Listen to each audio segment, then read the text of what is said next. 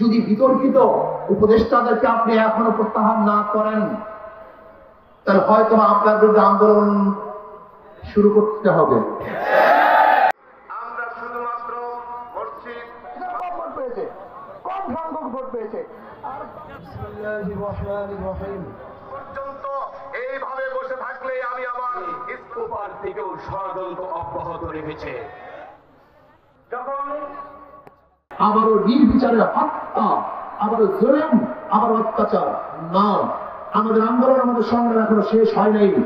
যতদিন পর্যন্ত বৈষম্য দূর না হবে ততদিন পর্যন্ত আমাদের লড়াই করতেই হবে ইনশাআল্লাহ। দেশ পরিবর্তন হয়েছে, মানুষের শান্তি পরিবর্তন হয় নাই। এদেশে আমরা মুসলিম লীগের শাসন দেখেছি, আমরা আওয়ামী লীগের শাসন দেখেছি, আমরা বিএনপি শাসন দেখেছি, আমরা জাতীয় পার্টি শাসন দেখেছি, বহু দলের শাসন দেখেছি, কিন্তু মানুষের ভাগ্যের পরিবর্তন দেখি নেই।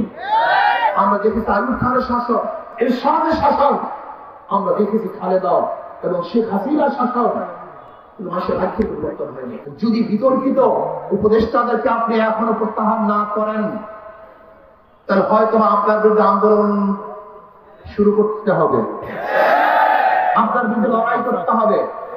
যেটা আমরা চাই না, আমরা চাই সংস্কারের মাধ্যমে সুন্দর এক পিয়ার সিস্টেমে নির্বাচন উপহার দিবেন। সংখ্যানুপাতিক হারে নির্বাচন হবে, কোন ব্যক্তিকে মানুষ ভোট দিবে না, মার্কাকে ভোট দিবে। তাহলে কি থাকবে? দুর্নীতি থাকবে না, বাণিজ্য থাকবে না, নমিনেশন বাণিজ্য থাকবে না, পেশি শক্তি ব্যবহার করতে পারবে না, অবৈধ কালো টাকা সরাসরি থাকবে না।